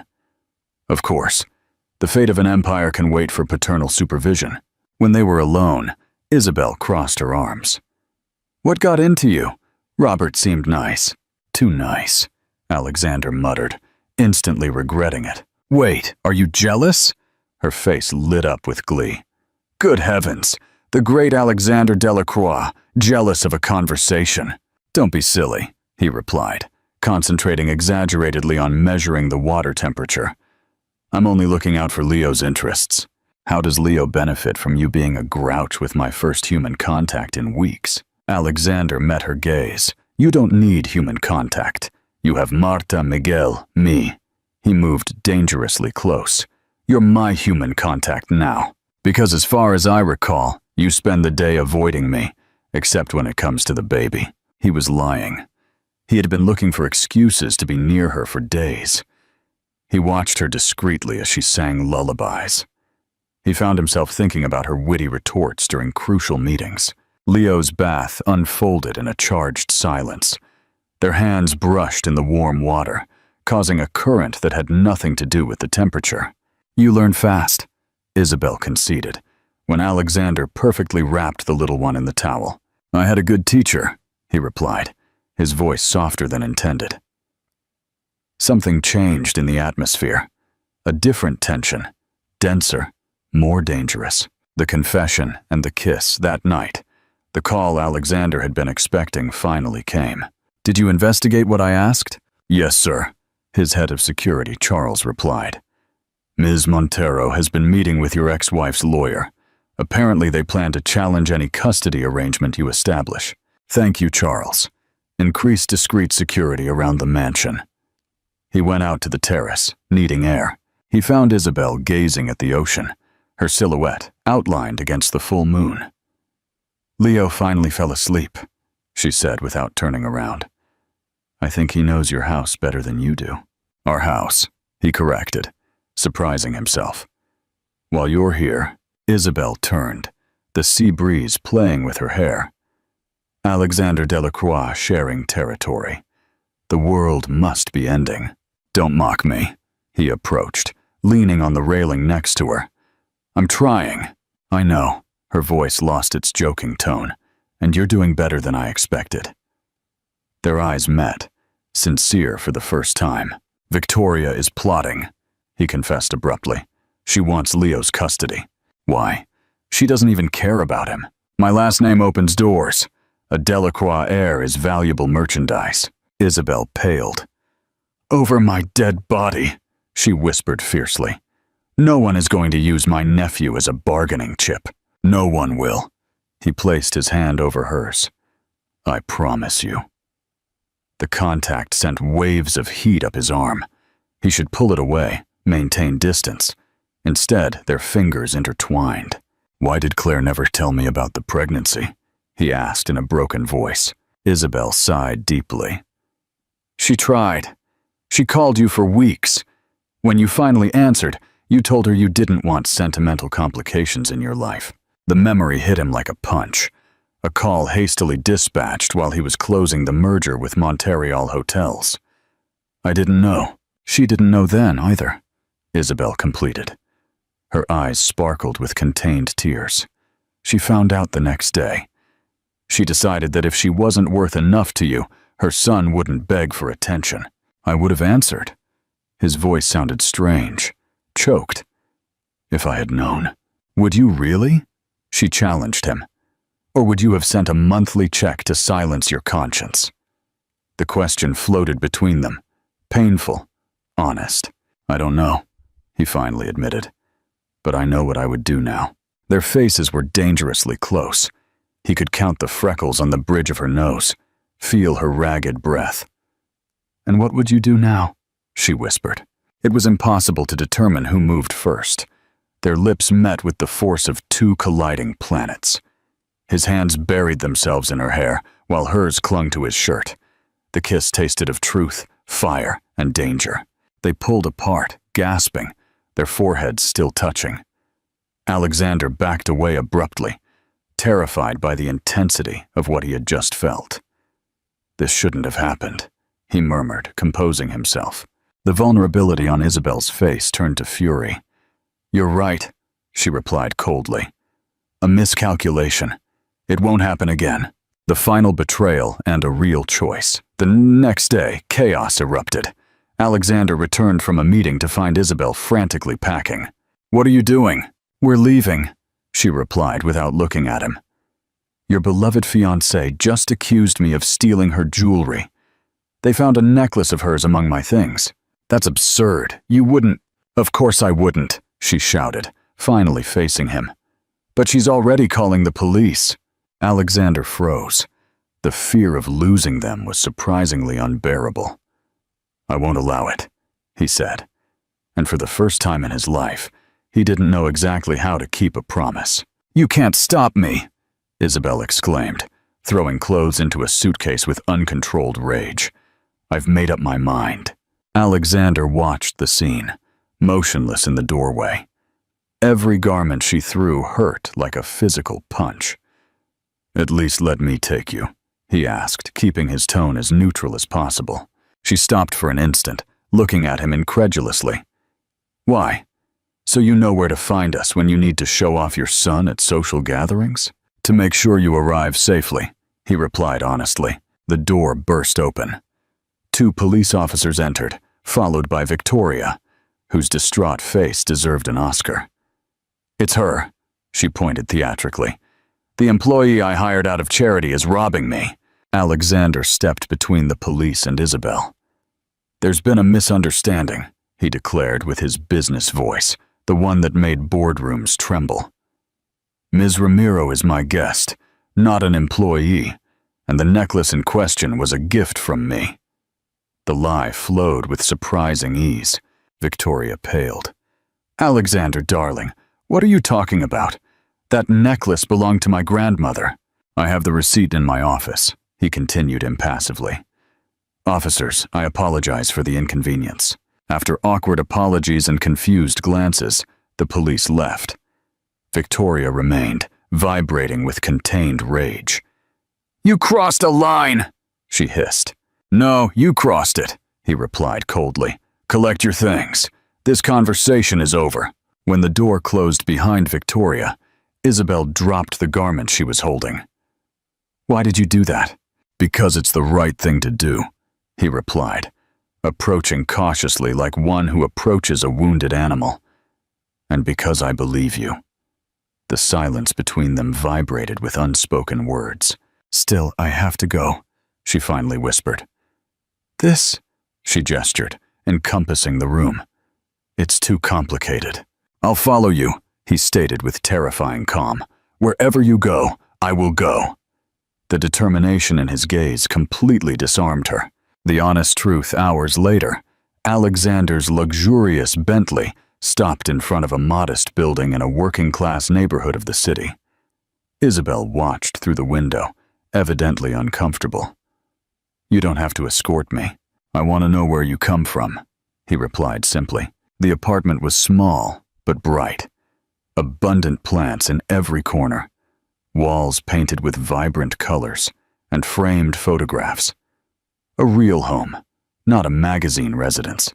"Claire adored this place," Isabel commented, as she prepared coffee in a tiny kitchen. She said it had personality, unlike those antiseptic hotels where she worked. Alexander slowly walked the space, absorbing every detail. He stopped in front of a photo where Claire smiled broadly, holding a diploma. "I never knew she studied design," he murmured. "There was a lot you didn't know about her," she replied without hostility, only sadness. She worked double shifts to pay for university. She dreamed of designing spaces that told stories, not just impressed. Something broke inside Alexander. How much more had he ignored, focused on expanding his empire? "Where are her things?" he asked suddenly. "I'd like, I don't know, to have something for Leo, something of hers." Isabel's gaze softened. "In that box," she pointed to a corner. "I haven't had the strength to go through it." They sat on the floor together and opened the box. Each object told a story Alexander had never heard. A sketchbook, photographs of trips Claire had taken alone, a worn copy of 100 Years of Solitude with notes in the margins, and a letter with his name written on the envelope. "She never sent it," Isabel explained. "She wrote it when she found out about the pregnancy. Every week she said she would finally send it," Alexander completed, taking the envelope with trembling hands. "But I didn't deserve to know." The letter was brief, painfully honest. She didn't ask for anything. She only explained that she would bring his son into the world, that she didn't expect recognition or support, but that she hoped he could meet him someday. One line resonated strongly. "I'm not asking you to love us, just not to forget us." When he looked up, tears were running freely down his face. It was the first time he had cried since his mother's death, 20 years ago. Isabel, surprised by this unexpected vulnerability, approached instinctively. Her fingers brushed his cheek, wiping away a tear. "She never hated you," she whispered. "She just wanted you to be happy, even if it wasn't with her." Alexander trapped her hand against his face. "I built my entire life believing that success justified everything," he confessed hoarsely. "And in 3 weeks, a baby and you have questioned it all." Their eyes met, stripped of pretense. There was no kiss this time, only a deeper connection, more terrifying than any physical contact. Leo began to cry, breaking the moment. Both moved simultaneously to attend to him, bumping into each other awkwardly. "I think he's hungry," Alexander said, expertly preparing a bottle. Isabel watched him, genuinely impressed. Who would have thought the fearsome magnate would become such a dedicated father? "Who would have thought the rebellious sister would be the one to teach me?" he retorted with a shy smile. While feeding Leo, Alexander made a decision. "Come back with me," he asked bluntly. "The mansion is big. You can have your own space. Without Victoria, without pressures. Just until when? Until we find the best arrangement for everyone." Isabel hesitated. "I don't belong in your world, Alexander, and I'm afraid Leo doesn't either." "Then teach me yours," he replied simply. "Show me what I've missed." The real promise, back at the mansion, while Isabel put Leo to bed, Alexander's phone vibrated with an urgent notification.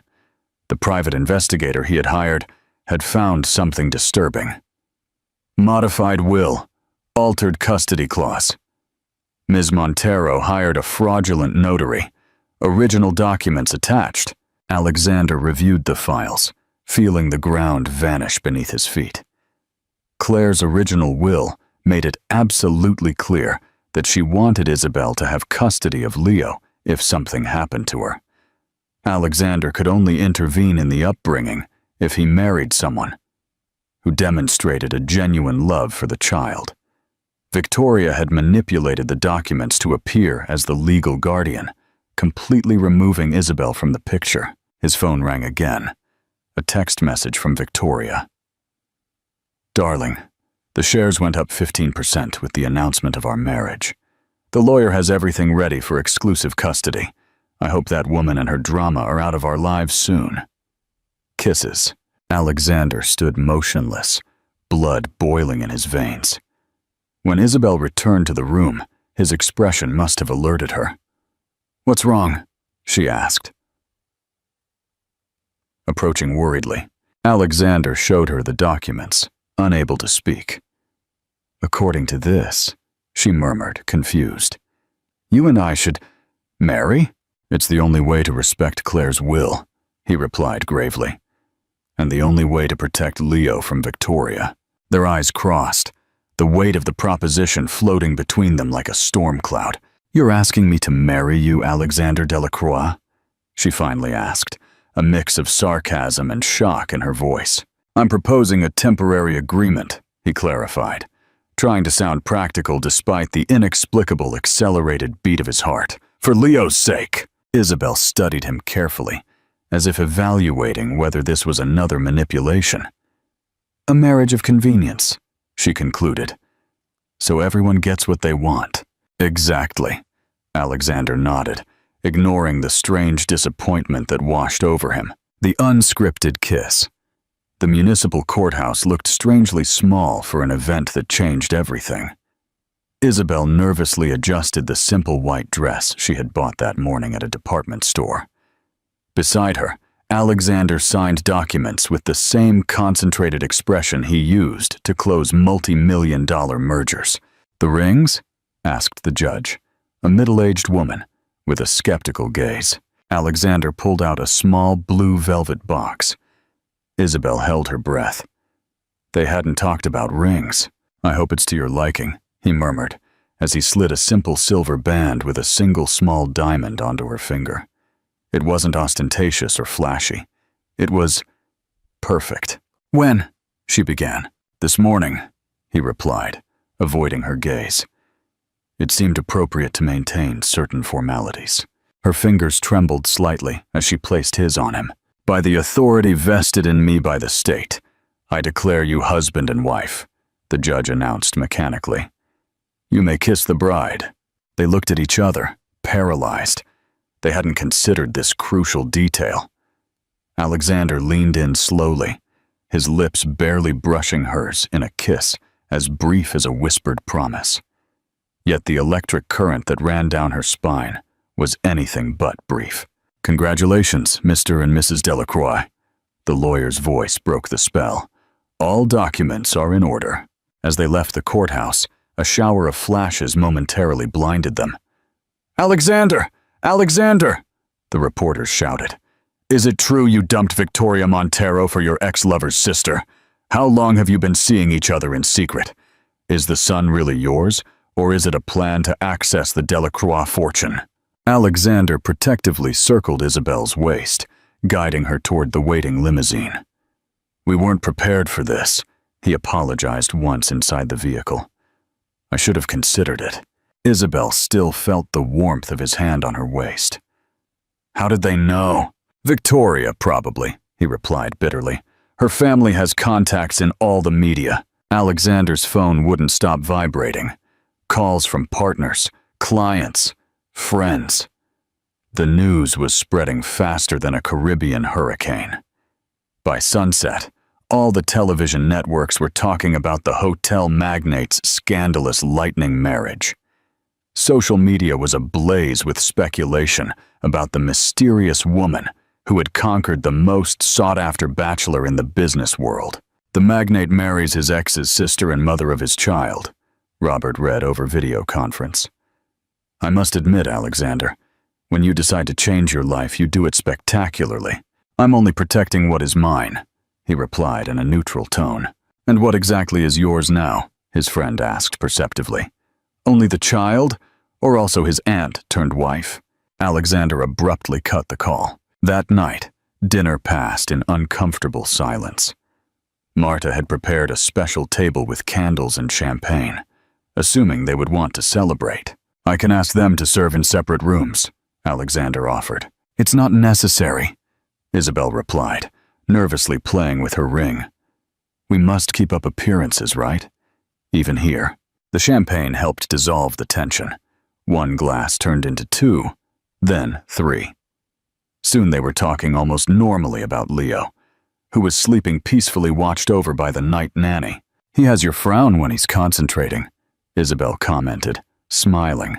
And Claire's smile, he added softly. But the determination is all yours. Mine? He was surprised.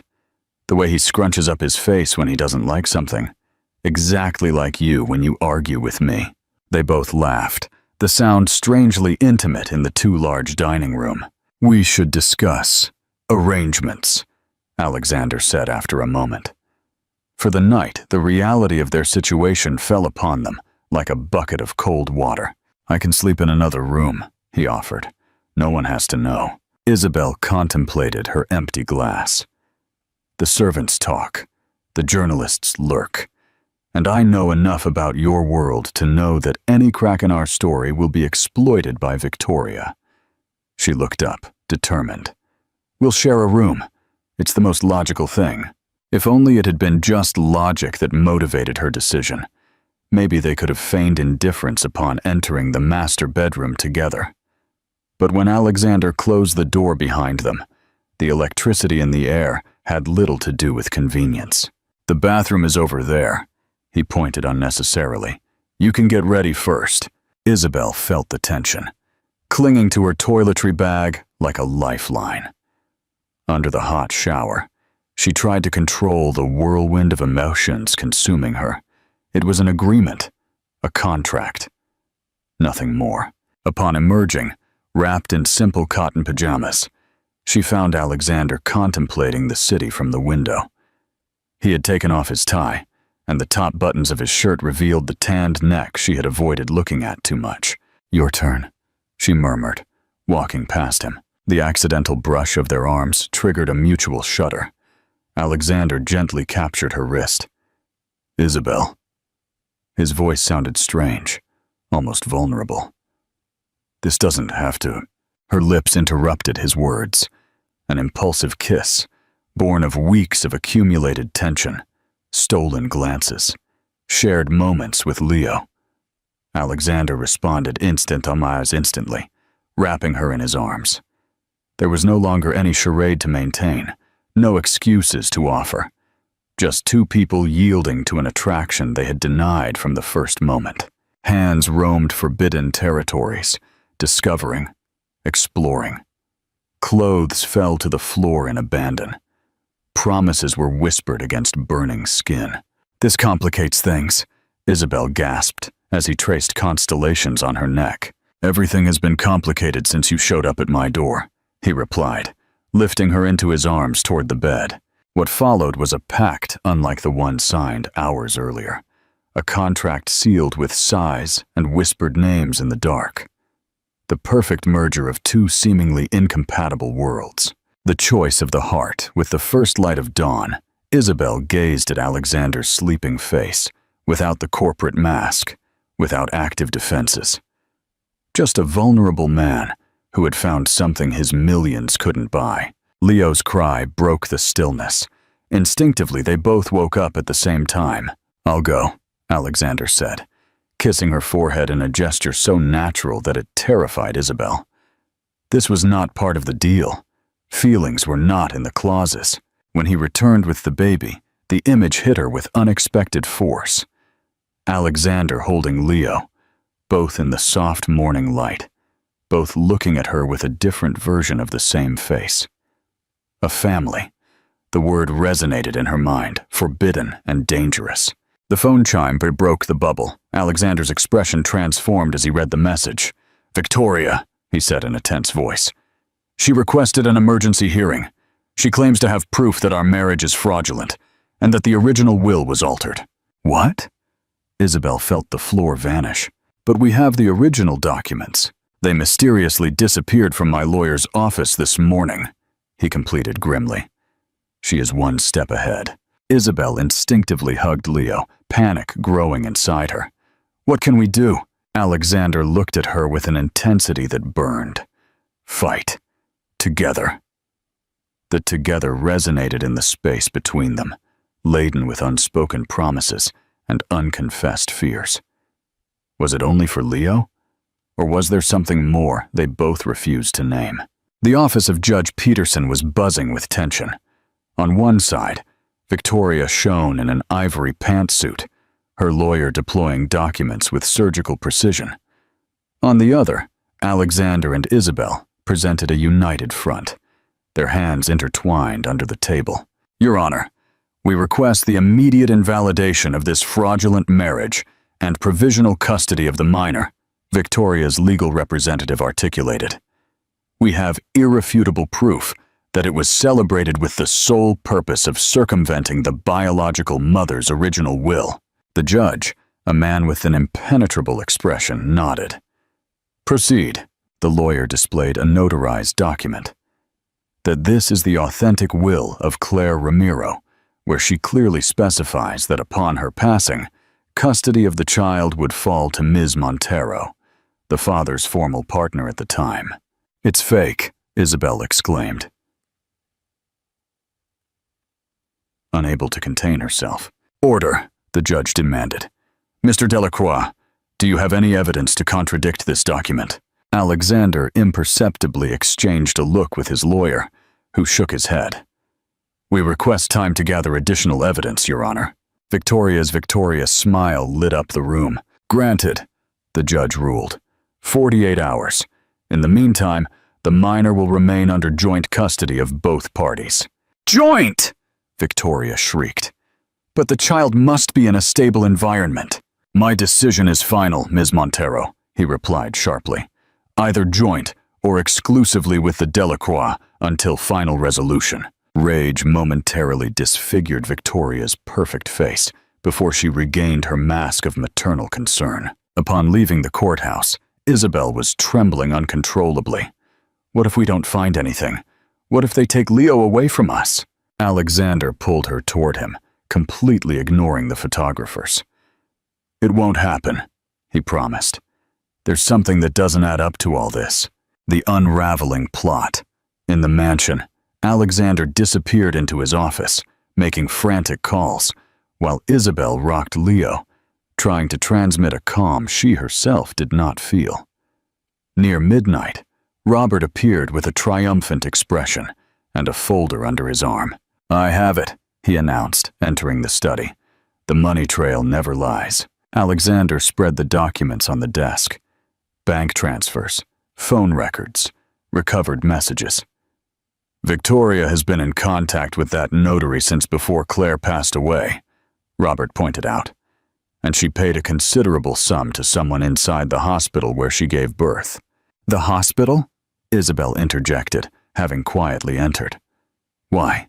To access your sister's medical record, Alexander replied, the pieces finally fitting together. She needed to know who the father was before devising her plan. There's more, Robert added. The original will indeed disappeared, but the digital copies did not.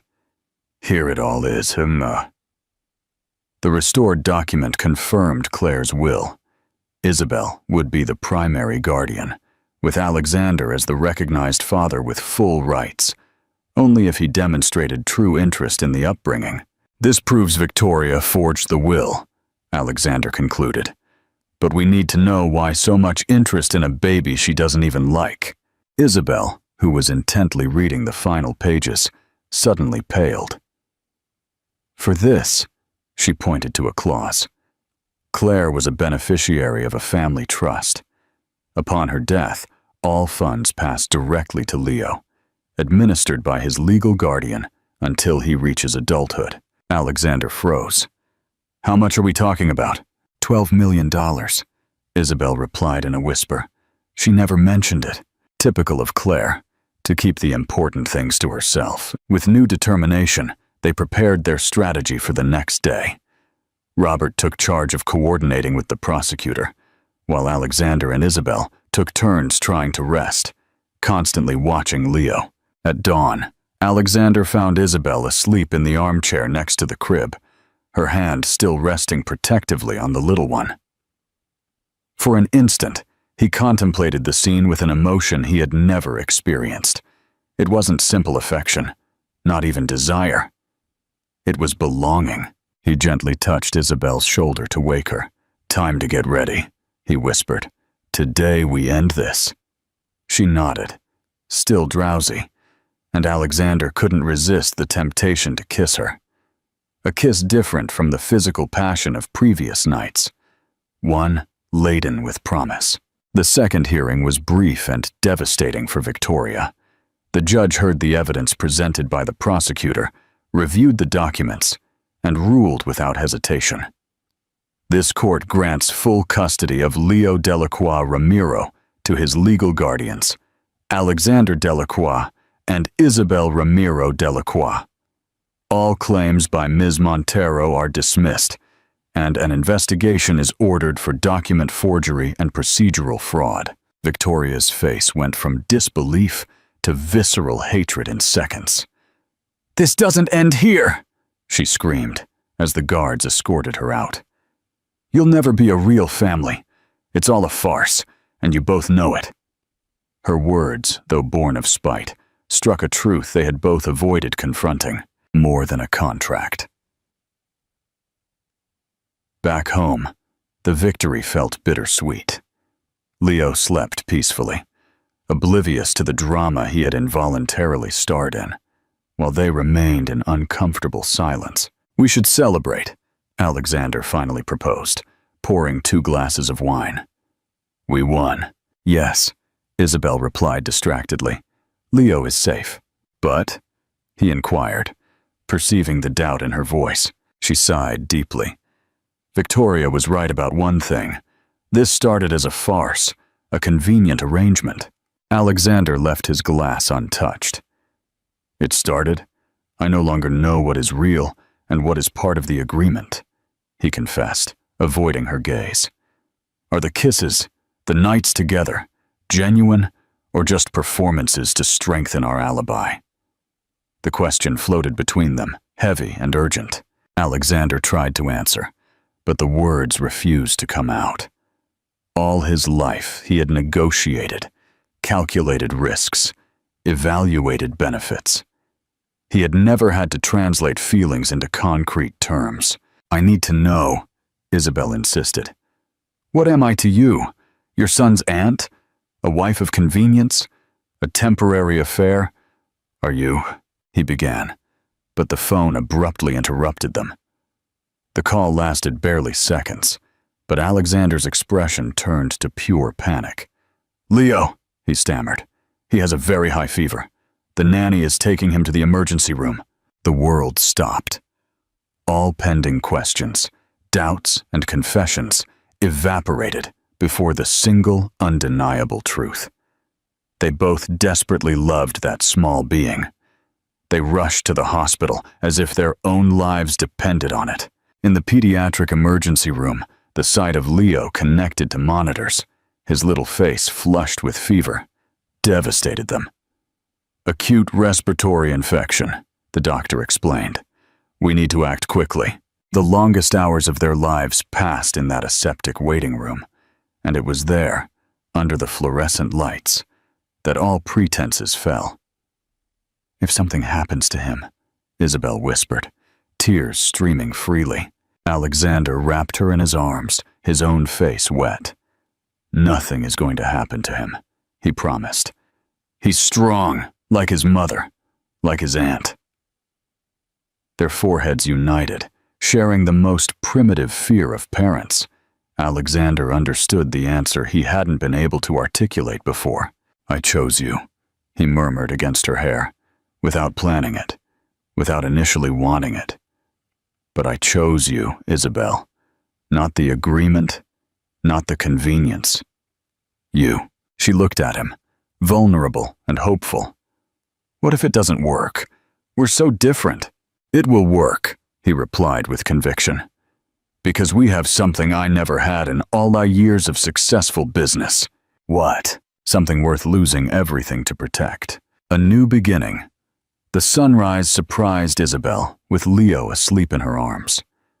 The fever had subsided near 4 in the morning after an endless night of worry. Alexander dozed uncomfortably in the armchair next to the hospital bed, his hand still intertwined with hers. "The crisis has passed," the pediatrician announced during his morning rounds. "You can take him home this afternoon." Relief floated in the air like a physical presence. "We need to talk," Isabel murmured when they were alone again. "About what you said last night." Alexander sat up, suddenly alert. Every word was true. "It was a moment of vulnerability," she replied, cradling the little one. "Fear can confuse us." "Or clarify everything," he countered, moving to sit on the edge of the bed. Victoria, the will, the fights, all that was noise. Tonight, watching Leo fight, I understood what really matters. His fingers delicately traced the cheek of the sleeping baby. "I always believed that success was measured in acquisitions and mergers," he confessed. "I never understood why Claire valued the simple things so much. A home-cooked meal, a sunset. It seemed insufficient to me." A sad smile curved his lips. "Now I understand that it was me who failed to see the fundamental." Isabel watched him in silence, her heart debating between hope and fear. "You're speaking from the emotion of the moment," she finally said. "In a few weeks, you'll remember that we belong to different worlds, that only Leo unites us." "I propose something," Alexander replied, taking her chin softly. "Let time decide who is right, without pressure, without 5-year plans. Just the three of us discovering who we are together." Isabel's eyes shone with contained tears. "And what if we decide it doesn't work?" "Then we will separate, knowing we genuinely tried," he replied honestly. "But at least we will have lived something real, not a convenient farce." The proposal floated between them, so different from the contracts and agreements that had defined their relationship until then. "Agreed," she finally accepted. "But I need space to think, to be sure this is not just gratitude or temporary relief." Alexander nodded, respecting her request. 3 days later, Isabel was packing a small suitcase, while Alexander watched her from the doorway, visibly restraining his objections. "It's only a few days," she explained. "I need to put my thoughts in order, away from the mansion of your world." "Our world," he corrected softly. "That's precisely the point," she replied. "Is it really ours, or am I just on an extended visit?" When the taxi arrived, Alexander carried Leo, showing him how to wave goodbye with his little hand. "We'll be waiting for you," he said simply. The final decision. The trip to her childhood home in Veracruz was a whirlwind of memories and self-questioning. The small house facing the sea that her parents had built with so much effort now seemed shrunken, but it still represented authenticity. Dona Lupe, her lifelong neighbor, greeted her with her characteristic effusiveness. "But girl, you were in all the magazines," she exclaimed, showing her several copies of celebrity publications. The modern Cinderella who conquered the hotel magnate. Isabel skimmed the magazines incredulously, her life turned into a romantic tale for public consumption. "It's not how they paint it, Lupe." "It never is, my child," the old woman replied with wisdom. "But tell me something. Do you smile when you think of him?" The simple question disarmed all her complex reflections. Because yes, she smiled involuntarily every time she remembered Alexander awkwardly preparing a bottle at midnight, or his expression of pride when Leo first grabbed his finger. The days passed slowly. She walked on the beach, visited her parents' grave, and every night talked with Alexander via video call to see Leo. Each conversation ended with a "we miss you" that echoed in her thoughts until dawn. On the 6th day, as she watched the sunset from the beach, her phone vibrated with a message from Eliza, her former colleague at the beauty salon. "Did you see who's making a scene at the bus terminal?" Attached was a blurry photo of Alexander with Leo in his arms, surrounded by curious onlookers who clearly recognized the famous businessman. Isabel ran to the station. The scene was surreal. Alexander Delacroix, in jeans and a simple t-shirt, holding Leo, who wore a small hat to protect him from the sun, looked completely out of place among the everyday travelers. "What are you doing here?" Isabel gasped upon reaching them. "I was going to ask you the same," he replied with a half-smile. "I thought you'd be back yesterday. I needed more time, and I needed to see you," he confessed simply. "We both did." Leo happily cooed upon recognizing her, reaching out his little arms toward her. "I couldn't wait any longer," Alexander continued, as Isabel hugged the little one. "These days have been revealing." Revealing? I felt it, and the mansion became what it always was again. An empty space with expensive objects, he explained. "I realized it was never a home until you two arrived." Isabel tried to maintain her defenses, but they crumbled with every word. "I've made a decision," Alexander declared, taking her by surprise. "I'm selling the mansion." "What? But you love that house." "I loved what it represented. Success, status," he corrected. "But I discovered that I prefer a place that has real meaning for us, a new beginning." The crowd around them seemed to have vanished. Only the three of them existed in that suspended moment. "I'm not who I was when you showed up at my door," he continued, "and I'm grateful every day for that." Isabel felt the last barriers fall. This one, vulnerable and sincere, was miles away from the arrogant businessman she had known. "There's something else," Alexander added, pulling an envelope from his pocket. "I bought a plot of land near here, facing the sea just like you always dreamed. To build that boutique hotel Claire designed in her notebooks." Isabel took the envelope with trembling hands. "How?" "I found them among her things. They were magnificent." He smiled. "I want you to be my partner, not my employee, not my wife of convenience, my equal." The project was ambitious but intimate, a hotel that would honor both their roots with Claire eternalized in every architectural detail. "Why would you do this?" she asked, still incredulous. Alexander took her free hand, intertwining their fingers naturally. "Because I love you," he replied with devastating simplicity. "And because I want Leo to grow up knowing that his mother's dreams and his aunt's values are just as important as mine." The words Isabel had so feared hearing now resonated with an undeniable truth. "We still have a lot to discover about each other," she warned. "A lifetime," he confirmed. That afternoon, the three of them walked on the beach as the sun sank below the horizon. Leo babbled happily, safe in the arms of those who were now unequivocally his parents. "I never wanted this life," Isabel reflected as they watched the sunset together.